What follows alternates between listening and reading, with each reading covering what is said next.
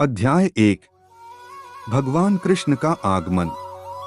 एक बार दुनिया विभिन्न राजाओं, जो वास्तव में राक्षस थे लेकिन खुद को शाही आदेश के रूप में प्रस्तुत कर रहे थे, कि अनावश्यक रक्षा बल से अभिभूत थी। उस समय पूरी दुनिया परेशान हो गई और इस पृथ्वी के प्रमुख देवता, जिन्हें भूमि के नाम से जाना जाता है, राक्षसी राजाओं के कारण अपनी आपदाओं के बारे में बताने के लिए भगवान ब्रह्मा के पास गए। भीम ने गाय का रूप धारण किया और अपनी आंखों में आंसू लिए भगवान ब्रह्मा के सामने खुद को प्रस्तुत किया। वह शोक संतप्त थी और केवल प्रभु की दया का आह्वान करने के लिए रो रही थी। उसने पृथ्वी की विपत्तिपूर्ण स्थिति के बारे में बताया और यह सुनकर भगवान ब्रह्मा बहुत दुखी हो गए और वह तुरंत दूध के सागर के लिए शुरू हो गए, जहां भगवान विष्णु रहते हैं। भगवान ब्रह्मा के साथ भगवान शिव के नेतृत्व में सभी देवता थे और भूमि भी उनके पीछे चल रही थी। दुग्ध सागर के तट पर पहुंचकर भगवान ब्रह्मा ने भगवान विष्णु को शांत करना शुरू किया, जिन्होंने पहले एक सूअर का दिव्य रूप धारण करके सांसारिक ग्रह को बचाया था। वैदिक मंत्रों में एक विशेष प्रकार की प्रार्थना होती है जिसे पुरुष सूक्त कहा जाता है। आम तौर पर देवता पुरुष सूक्त का जप करके भगवान के सर्वोच्च व्यक्तित्व विष्णु को अपनी श्रद्धांजलि अर्पित करते हैं। यहाँ यह समझा जाता है कि हर ग्रह के प्रमुख देवता इस ब्रह्मांड के सर्वोच्च स्वामी ब्रह्मा को देख सकते हैं जब भी उनके ग्रह पर कोई अशांति होती है, और ब्रह्मा सर्वोच्च भगवान विष्णु के पास जा सकते हैं, उन्हें सीधे देखकर नहीं बल्कि दूध के सागर के तट पर खड़े होकर। इस ब्रह्मांड के भीतर श्वेतद्वीप नामक एक ग्रह है और उस ग्रह पर दूध का सागर है। विभिन्न वैदिक साहित्यों से यह समझा जाता है कि जिस प्रकार इस ग्रह पर खारे पानी का सागर है, उसी प्रकार अन्य ग्रहों पर भी विभिन्न प्रकार के महासागर हैं। कहीं दूध का सागर है, कहीं तेल का सागर है, तो कहीं शराब का सागर है और कई प्रकार के तरल पदार्थ हैं। पुरुष सूक्त मानक प्रार्थना है जिसे देवता भगवान के सर्वोच्च व्यक्तित्व क्षीरोदकशायी विष्णु को प्रसन्न करने के लिए पढ़ते हैं। क्योंकि वे दूध के सागर पर लेटे हुए हैं, उन्हें क्षीरोदकशायी विष्णु कहा जाता है। वह भगवान के सर्वोच्च व्यक्तित्व का रूप है जिसके माध्यम से इस ब्रह्मांड के सभी अवतार प्रकट होते हैं। सभी देवताओं ने भगवान के सर्वोच्च व्यक्तित्व को पुरुष सूक्त प्रार्थना की पेशकश के बाद उन्होंने स्पष्ट रूप से कोई प्रतिक्रिया नहीं सुनी।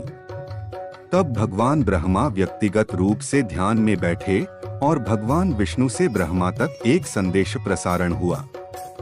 तब ब्रह्मा ने देवताओं को संदेश प्रसारित किया। यही वैदिक ज्ञान प्राप्त करने की प्रणाली है।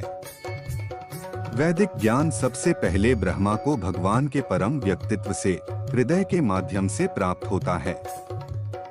जैसा कि श्रीमद् भागवतम की शुरुआत में कहा गया है, तेने ब्रह्मा हिदाया आदिक्वये, वेदों का पारलौकिक ज्ञान हृदय के माध्यम से भगवान ब्रह्मा को प्रेषित किया गया था।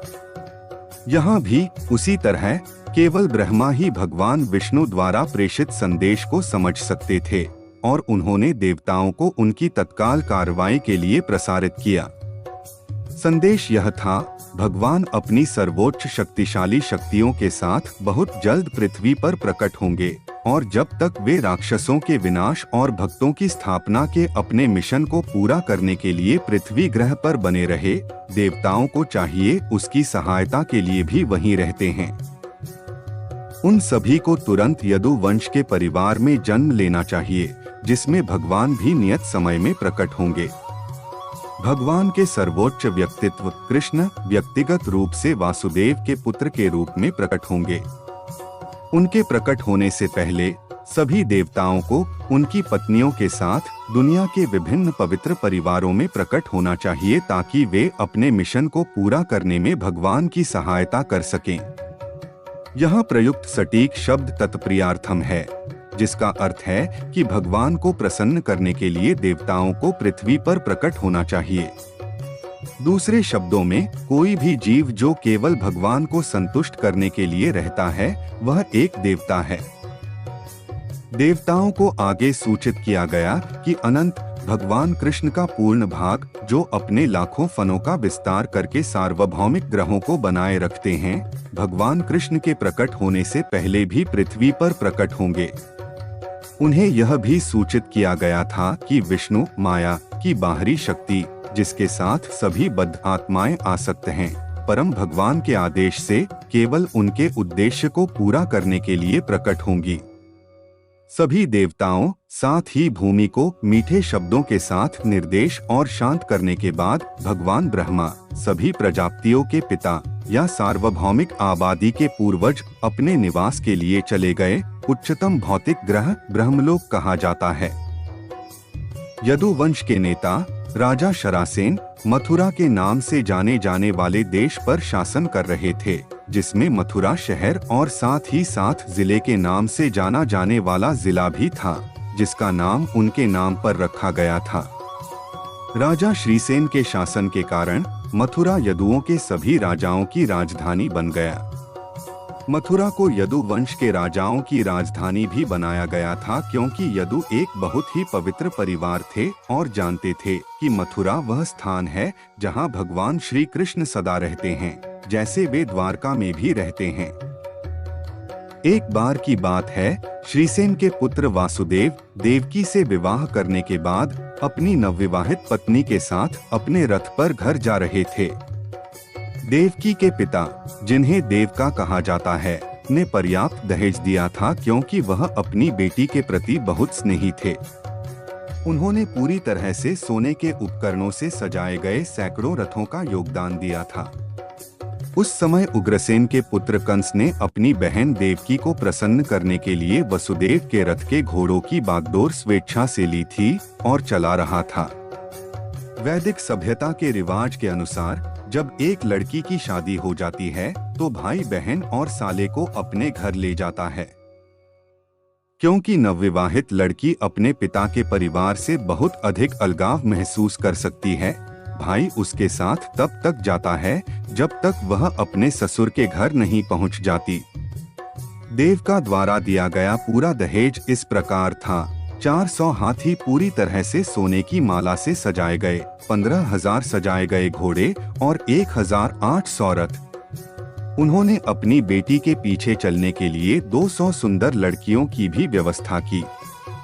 विवाह की क्षत्रिय व्यवस्था, जो अभी भी भारत में मौजूद है, यह तय करती है कि जब एक क्षत्रिय का विवाह होता है तो दुल्हन की कुछ दर्जन युवा गर्लफ्रेंड दुल्हन के अलावा राजा के घर जाती हैं।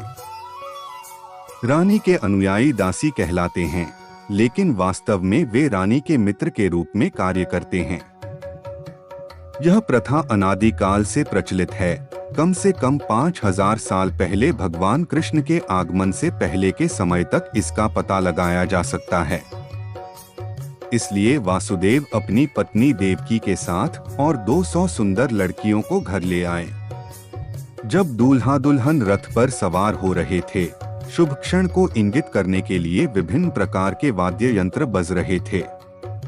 शंख, बिगुल, ढोल और केतली ड्रम थे। एक साथ संयुक्त वे एक अच्छा संगीत कार्यक्रम कंपन कर रहे थे। जुलूस बहुत प्रसन्नता से गुजर रहा था और कंस रथ चला रहा था।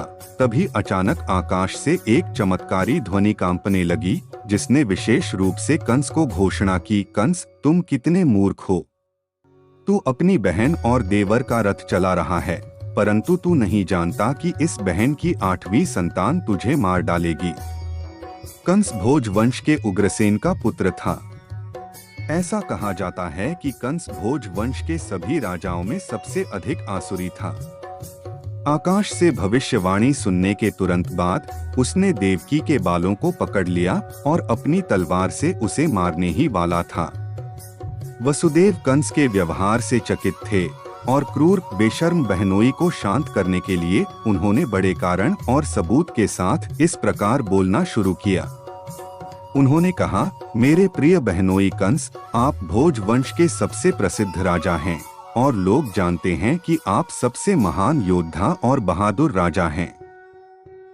यह कैसे है कि आप इतने क्रुद्ध हैं कि आप एक महिला को मारने के लिए तैयार हैं जो आपकी अपनी बहन है, उसकी शादी के इस शुभ समय पर? मौत से इतना क्यों डरना चाहिए?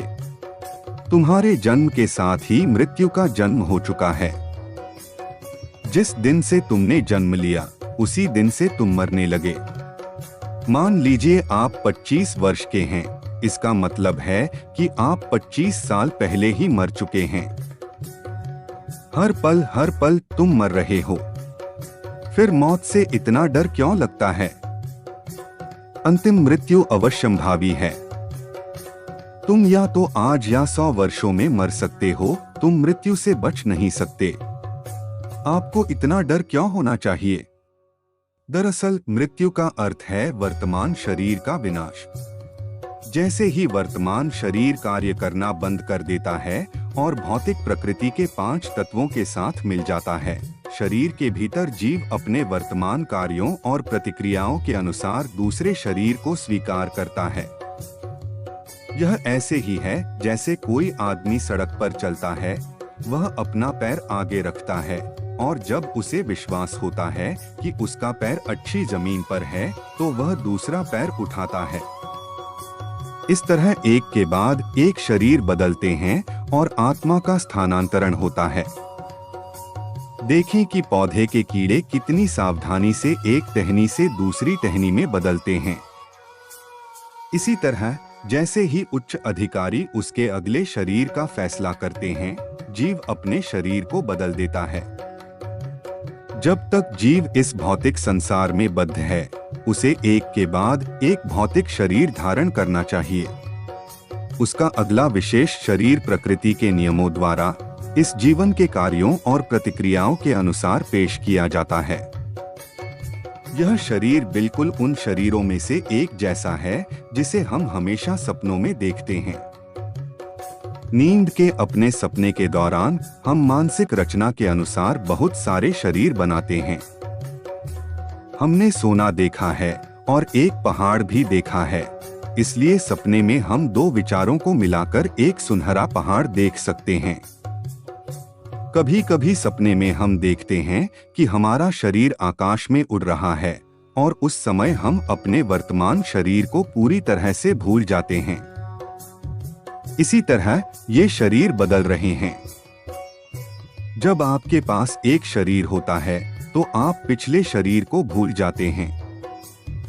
स्वप्न में हम कितने ही नए प्रकार के शरीरों से संपर्क कर सकते हैं, लेकिन जब हम जागते हैं तो हम भूल जाते हैं।